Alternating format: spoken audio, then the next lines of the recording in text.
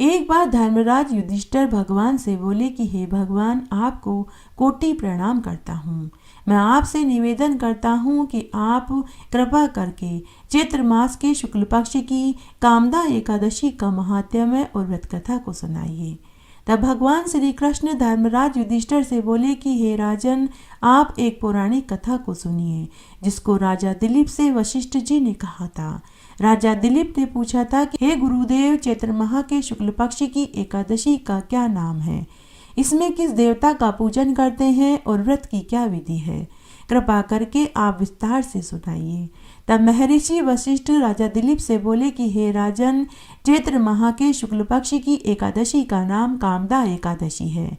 यह सब पापों को नष्ट कर देती है और दीर्घायु संतान सुख की प्राप्ति होती है। इस व्रत को करने से कुयोनि छूट जाती है और अंत में स्वर्ग की प्राप्ति होती है। आइए अब हम कामदा एकादशी की एक पौराणिक कथा सुनते हैं। प्राचीन काल में भोगीपुर नामक नगर में पुंडरीक नाम का एक राजा राज्य करता था। वहाँ अनेक अप्सराएं, गंधर्व, किन्नर निवास करते थे।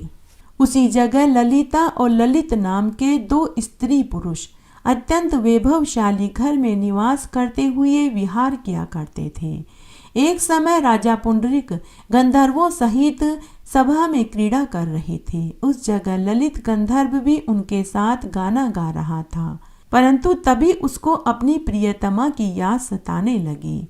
इससे वह अशुद्ध गाना गाने लगा। नागराज करकोटक ने राजा पुंडरीक से इसकी चुगली कर दी। इस पर राजा पुंडरीक ने ललित को शाप दिया कि अरे दुष्ट, तू मेरे सामने अशुद्ध गाना गा रहा है और अपनी स्त्री को याद कर रहा है। इससे तू कच्चा मांस और मनुष्य को खाने वाला राक्षस हो जा। राजा पुंडरीक के शाप से ललित गंधर्व उसी समय एक विकराल राक्षस बन गया। उसका 8 योजन का शरीर हो गया। राक्षस हो जाने पर उसको महान दुख मिला। वह अपने कर्मों का फल भोगने लगा। जब ललिता को अपने प्रियतम ललित का ऐसा हाल मालूम हुआ तो उसे भी बहुत दुख हुआ। वह सदैव अपने पति के उद्धार के लिए सोचने लगी। वह सोचने लगी कि मैं कहाँ जाऊं, क्या करूं, मैं किस तरह अपने पति को शाप से मुक्ति दिलाऊं। तब एक दिन वह घूमते घूमते विंध्याचल पर्वत पर चली गई। उसने उस जगह श्रृंगी ऋषि का आश्रम देखा। वह शीघ्र ही उस आश्रम में गई और श्रृंगी ऋषि के सामने हाथ जोड़कर बैठ गई और अनुनय विनय करने लगी। उसे देखकर श्रृंगी ऋषि बोले कि हे सुभागे, तुम कौन हो और यहाँ किस लिए आई हो। ललिता बोली कि हे मुनिवर, मैं वीर धनवा नामक गंधर्व की कन्या ललिता हूँ। मेरा पति राजा पुंडरीक के शाप से एक भयानक राक्षस हो गया है। आप उन्हें राक्षस की योनि से छूटने का कोई उपाय बताइए। तब श्रृंगी ऋषि बोले कि अरे गंधर्व कन्या ललिता, कुछ दिनों के बाद चैत्र मास के शुक्ल पक्ष की एकादशी आने वाली है। उसका नाम कामदा एकादशी है।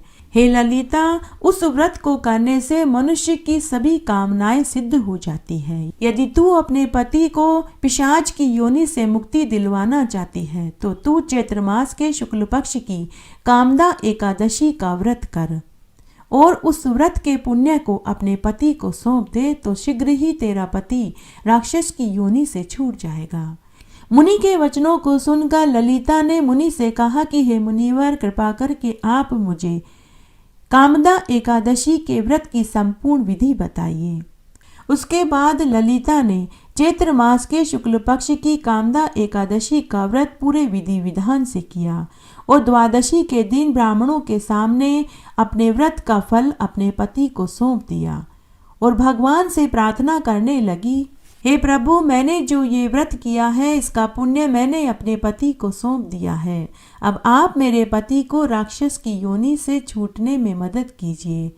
एकादशी का फल देते ही उसका पति राक्षस की योनि से छूट गया और वह अपने पुराने स्वरूप को प्राप्त हो गया। वह पहले की भांति ललिता के साथ विहार करने लगा।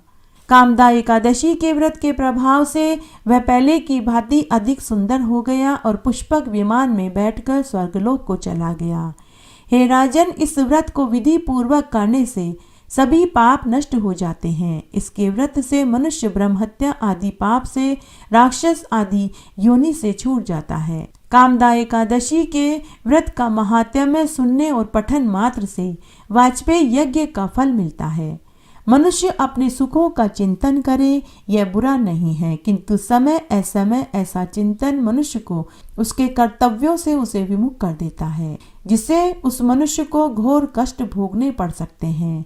गंधर्व ललित ने भी राक्षस होकर घृणित कार्य किया तो उसे कष्ट भोगने पड़े, किंतु भगवान विष्णु की कृपा का कोई अंत नहीं है। वह मनुष्य को उसका मन चाहा फल प्रदान कर देते हैं, किंतु जब मनुष्य स्वयं कर्म करे और उसका फल किसी दूसरे को अर्पित करे तो उसका वह कर्म तप से भी अधिक प्रभावशाली हो जाता है और पुण्य प्रदान करके देवता के तुल्य हो जाता है। शकुनी से पासों के खेल में अपना सब कुछ हारने के बाद पांडव द्वैतवन नामक जंगल में पहुंच गए। वहां वे शांति से रहने लगे। अपने धर्म आचरण के कारण उन्होंने सब जगह प्रसिद्धि प्राप्त कर ली थी। उनका जंगल में सभी ऋषि मुनि स्वागत करने लगे। अब पांडव वन वन में घूमकर ऋषि मुनियों के आश्रमों में जाते और उनके प्रवचनों को सुनते। तब एक दिन एक साधु महात्मा जी पांडवों के पास आए। तब साधु महात्मा को आया देखकर सभी पांडव खड़े हो गए और हाथ जोड़कर बोले कि हे महात्मा जी, आपने हमारे पास आने का क्यों कष्ट किया, हमें बुलवा लिया होता। तब साधु बोला कि मैं बहुत परेशान हूँ। मैं एक यज्ञ कर रहा हूँ।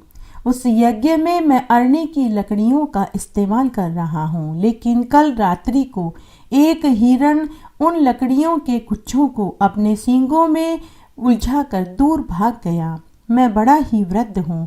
मैंने हिरणी का पीछा किया, लेकिन मैं ज़्यादा दूर तक नहीं जा पाया। हे पांडवों, मैं तुमसे एक मदद चाहता हूँ। तुम मेरी उन अरणी की लकड़ियों को लाकर के दो ताकि मैं अपना यज्ञ पूरा कर सकूं। तब पांडवों ने साधु महात्मा को वचन दिया कि हम उन अरणी की लकड़ियों को आपको जरूर लाकर के देंगे। उसके बाद साधु महात्मा को प्रणाम करके पांडव वहां से चले गए। अब वे वन में उस हिरण को खोजने लगे। हिरण को खोजते खोजते वे पांडव एक स्थान पर पहुंचे। तभी उन्हें वह हिरण दिखाई दिया, लेकिन वह हिरण जैसे आया था वैसे ओझल भी हो गया। सभी पांडव उसके पीछे भागे, लेकिन वे ज्यादा दूर तक नहीं भाग पाए। भूख और प्यास के कारण वे एक स्थान पर बैठ गए। तब युधिष्ठिर ने नकुल से कहा कि हे भाई, तुम हमारे लिए सबके लिए पानी लेकर के आओ। तभी नकुल एक पेड़ पर चढ़ा और पानी के स्रोत को ढूंढने लगा। तभी उसे कुछ बतख, सारस और पक्षी उड़ते हुए दिखाई दिए। तब वह समझ गया कि उस स्थान पर जरूर पानी का स्रोत है। तब वह पेड़ से उतरा और अपने प्यासे भाइयों के लिए पानी लाने के लिए चल पड़ा। चलते चलते नकुल उस स्थान पर पहुंच गया। वहां एक बहुत सुंदर सरोवर था। उस सरोवर का पानी इतना साफ था कि तले में पड़े हुए कंकर पत्थर भी साफ दिखाई दे रहे थे। नकुल को बहुत प्यास लगी तो वह पानी पीने के लिए उतरा और हाथ डालने लगा। तभी वहां एक आवाज आई। आकाशवाणी ने कहा कि हे पांडव पुत्र, यह झील मेरी है। इस झील का पानी तुम नहीं पी सकते। नकुल ने उस आवाज पर ध्यान नहीं दिया और वह पानी पीने लगा। पानी पीते ही वह बेहोश हो गया। उधर अन्य भाई नकुल की प्रतीक्षा कर रहे थे, लेकिन जब बहुत देर तक वह नहीं लौटा तो सहदेव को भेजा गया। सहदेव ने भी वैसा ही किया जैसा कि नकुल ने किया था। उसके बाद भीम और अर्जुन आए। भीम और अर्जुन को भी आकाशवाणी ने एक ही बात कही कि यह झील मेरी है, लेकिन उन्होंने भी आवाज की ओर ध्यान नहीं दिया। जब चारों भाई नहीं आए तो युधिष्ठिर स्वयं अपने भाइयों को खोजते खोजते उसी सरोवर के पास में पहुंचे। जैसे ही युधिष्ठिर पानी पीने के लिए लगा, तभी वहां आकाशवाणी हुई। आकाशवाणी ने फिर से कहा कि यह झील मेरी है। हे राजकुमार, तुम इस झील का पानी नहीं पी सकते। युधिष्ठिर ने आकाशवाणी से कहा कि तुम कौन हो। आकाशवाणी ने कहा कि मैं भगवान हूँ। मैं इस पानी की आत्मा हूँ। मेरे मना करने के बाद भी तुम्हारे चारों भाइयों ने इस सरोवर का पानी पिया, इसीलिए उनकी मृत्यु हो गई। युधिष्ठिर ने कहा कि मैं बहुत प्यासा हूँ, कृपा करके आप मुझे पानी पीने दीजिए। तब आकाशवाणी ने कहा कि अगर तुम्हें पानी पीना है तो मेरे कुछ सवालों के जवाब देने पड़ेंगे। युधिष्ठिर राजी हो गया। तब आकाशवाणी ने पहला प्रश्न किया, सागर के बराबर क्या होता है? युधिष्ठिर ने कहा कि आकाश सागर के बराबर होता है। दूसरा प्रश्न किया कि सभी मनुष्यों की माँ कौन है? युधिष्ठिर ने फिर से जवाब दिया कि गाय सभी मनुष्यों की माँ है। आकाशवाणी ने पूछा कि सूरज के चमक की तुलना किससे कर सकते हैं? तो युधिष्ठिर का जवाब था, सत्य ही सूरज की चमक के बराबर है। आकाशवाणी ने पूछा कि कौन सा धन सच्चा है? तब युधिष्ठिर ने कहा कि मेहनत ही सच्चा धन है। तब यक्ष ने पूछा कि सभी धनों में से सबसे अच्छा धन कौन सा है?